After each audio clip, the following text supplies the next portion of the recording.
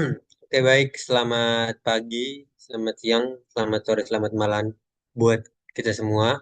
Kami dari kelompok 11 ingin mempresentasikan hasil final project kami, metode optimasi meteoristik, analisis NSGA 3 untuk optimasi multi-objektif proyek retrofitting.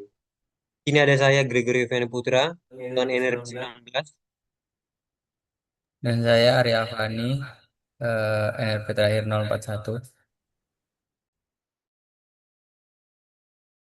Selanjutnya di sini ada apa yang akan kita bawa yaitu pemahaman masalah, kemudian selanjutnya ada formulasi dan kendala. Yang ketiga ada metodologi NSGA 3, yang keempat studi kasus dan data set, yang kelima evaluasi hasil, yang keenam transfer implementasi, yang ketujuh kesimpulan reflektif, dan yang terakhir terima kasih.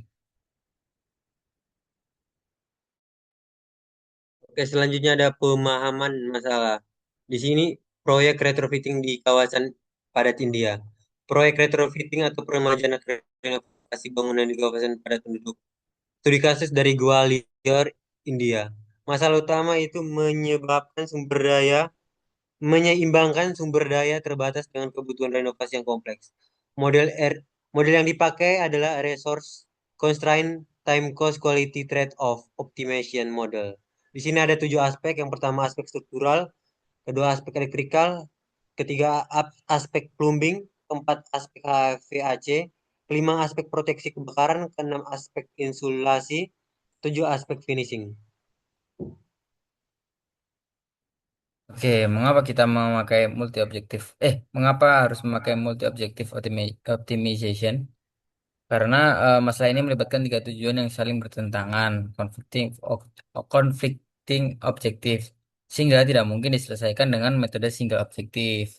Nah, konflik tujuan adanya trade-off antara waktu dan biaya, yaitu mempercepat proyek, meminimize time, biasanya menaikkan biaya. Terus trade-off kualitas versus biaya, jadi meningkatkan kualitas, membutuhkan biaya yang lebih tinggi dan waktu lebih lama. Nah, keunggulan multi objective optimization sendiri yaitu Pareto Firm menyediakan kumpulan solusi optimal untuk mengambil keputusan. Kelemahan metode lama yaitu pendekatan weighted sum, pembobotan terlalu subjektif dan sulit menentukan bobot di awal. Jadi intinya yaitu multi objective optimization memberikan pilihan solusi terbaik tanpa mengorbankan fakta konflik antar biaya, waktu, dan kualitas. Selanjutnya, kita harus tahu dulu apa itu NSGA 3. NSGA atau Non-Dominant Sorting Generic Algorithm 3 itu merupakan algoritma evolusioner yang dirancang khusus untuk menangani many objective problem, lebih dari 3 objektif. Ada pula mekanisme utamanya. Yang pertama ada referensi points, itu menggunakan titik referensi metode Das-Dennis untuk memandu evolusi dan menjaga keberagaman solusi di sepanjang Pareto front. Yang kedua ada genetic operator, menggunakan simulate binary crossover SBX dan polynomial mutation PM. Yang ketiga ada selection, berbasis Pareto dominance dan niching, kedekatan dengan reference point. Nah, selanjutnya yaitu gimana sih alur kerjanya, yaitu yang pertama inisialisasi, yang dimana dia membuat populasi awal dan reference point untuk mendukung keberagaman. Kemudian ada evaluasi fitness, yaitu hitung metrik RT, RC, RQ untuk tiap solusi. Kemudian yang ketiga yaitu non-dominant sorting, yaitu pengelompokan solusi berdasarkan dominasi Pareto. Yang keempat seleksi reproduksi, yang mana dia turnamen selection sebagai crossover dan permutation untuk menghasilkan keturunan.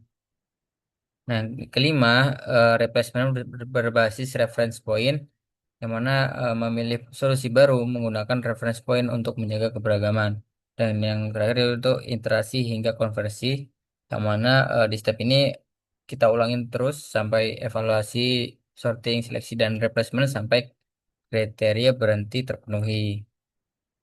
Nah, di sini ada alur alur workflow-nya, flowchart maksudnya, dari create offspring sampai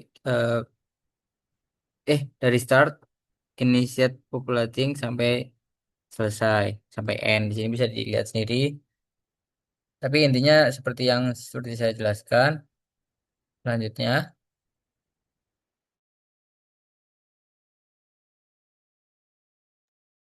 Selanjutnya ada hasil paper studi kasus yang dimana kita menemukan tiga solusi. Yang pertama, solusi pertama itu dengan waktu 106 hari yang dimana biayanya itu 11 juta sekian dengan nilai RQ-nya 0,78. Kelebihan dari solusi pertama itu solusi yang paling tercepat.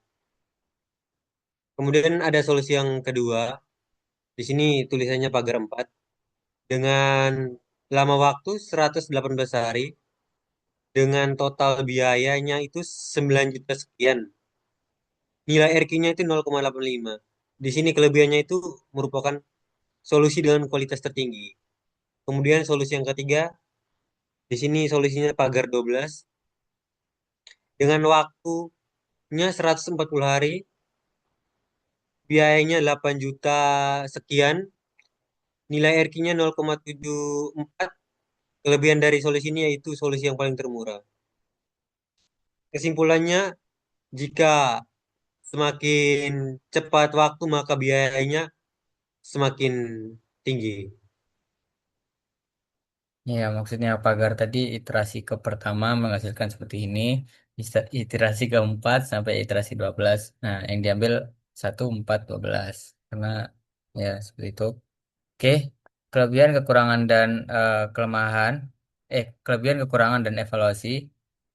Kelebihan NSGA 3 yaitu superior performance, yaitu menghasilkan jumlah solusi unik UNPS terbanyak dan hypervolume tertinggi dibandingkan MOPSO, MAPO, dan MATLOBO. Kemudian ada diversity, yaitu distribusi solusi sangat merata berkat mekanisme reference point yang digunakan di NSGA 3. Kemudian ada convergence, nilai operational distance GD rendah 1,43, artinya sangat dekat dengan solusi optimal sejati. Nah, kekurangan atau tantangan NSGA 3 ini yaitu kompleksitas komputasi. Nah, waktu komputasinya itu butuh waktu 27 detik, sedikit lebih lama dibandingkan algoritma lain karena proses perhitungan reference points. Kemudian ada parameter tuning yang mana kinerja sangat sensitif terhadap pengaturan jumlah reference point dan ukuran populasi.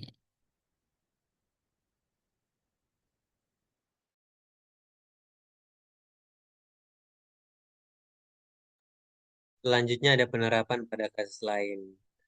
Algoritma NSGA 3 dapat diterapkan pada masalah lain dengan karakteristik multi-objektif.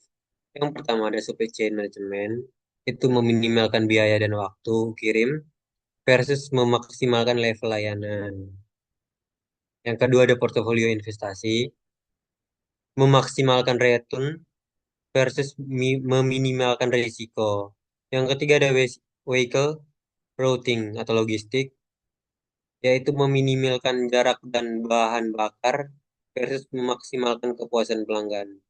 Syarat penerapan, yaitu masalah harus memiliki minimal dua tujuan yang bertentangan, variabel keputusan dapat dikodekan dan kendala terdefinisi jelas. Oke, ringkasan dan kesimpulan. Kesimpulannya yaitu NSGA 3 terbukti efektif untuk menyelesaikan masalah retrofitting yang kompleks dengan memberikan variasi pilihan solusi cepat, murah, dan berkualitas. Nah, refleksinya yaitu pengambilan keputusan dalam multi object optional optimization bukan mencari satu pemenang, melainkan menyediakan kumpulan alternatif terbaik Pareto optimal agar stakeholder dapat memilih sesuai prioritas proyek, misal dengan budget yang ketat atau deadline ketat atau yang lainnya. Nah, validasinya penggunaan metrik statistik yang ketat seperti hypervolume, GD, UNPS sangat penting untuk membuktikan keunggulan algoritma.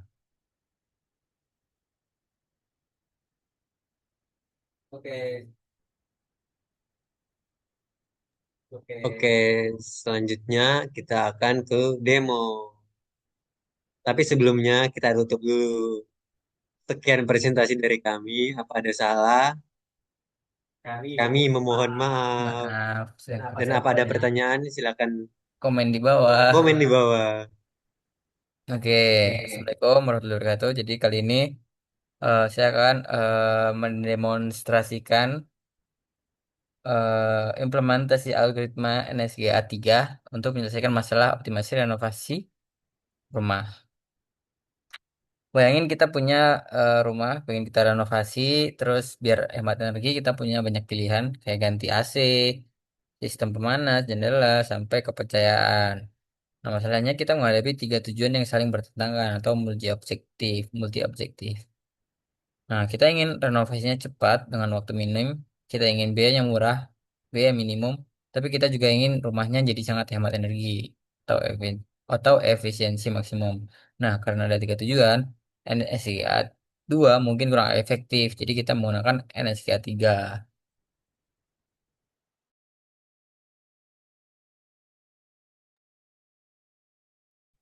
Oke, selanjutnya mengenai penjelasan mengenai dataset. Kita menggunakan dataset buatan yang mengikuti standar NREL, di mana ada 7 kategori renovasi. Ada dinding luar, sistem pemanas, jendela, atap, pemanas air, eh,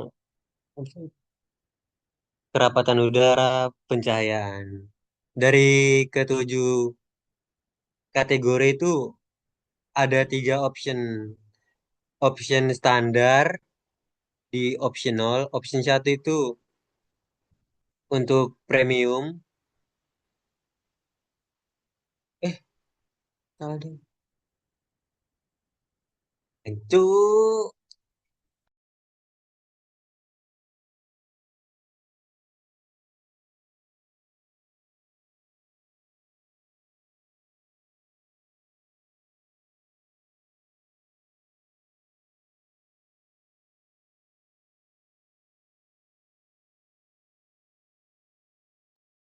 Oke, baik. Selanjutnya itu penjelasan tentang datasetnya. Dataset itu dibuat mengikuti standar NERL, di mana di sini kita mempunyai 7 kategori. Yang pertama dari dinding luar, sistem pemanas jendela atau loteng, pemanas air, dan lain-lain.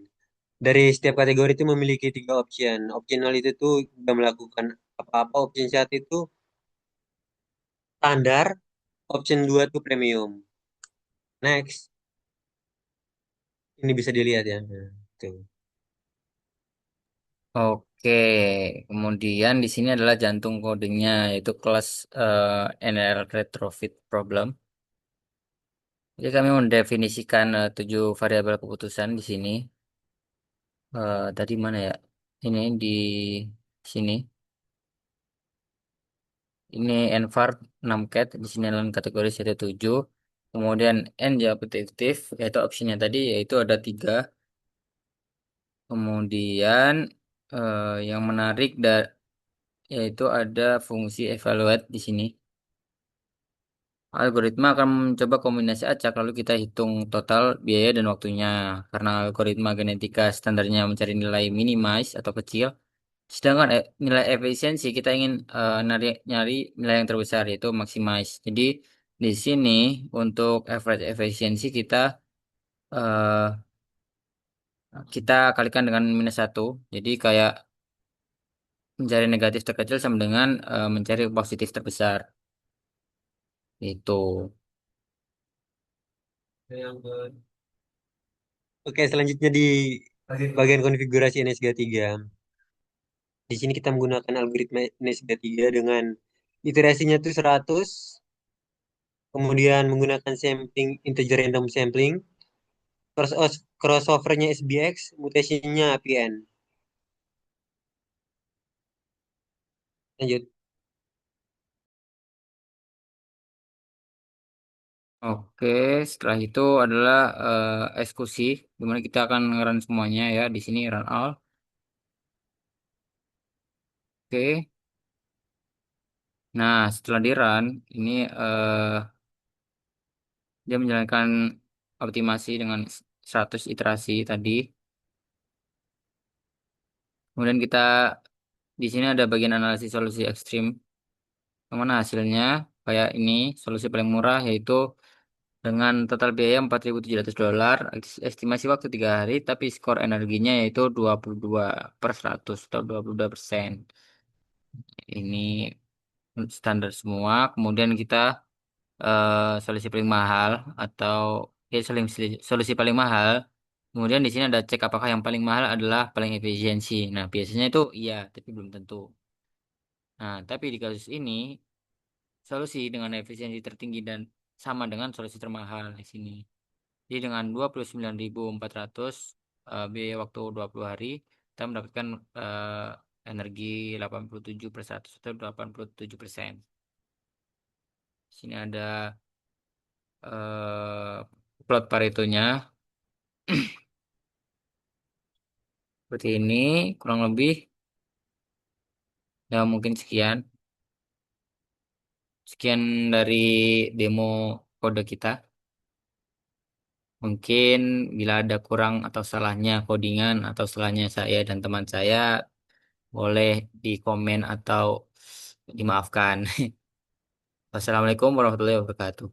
Jangan lupa like, komen, dan share. Like, subscribe, share, follow. Terima kasih.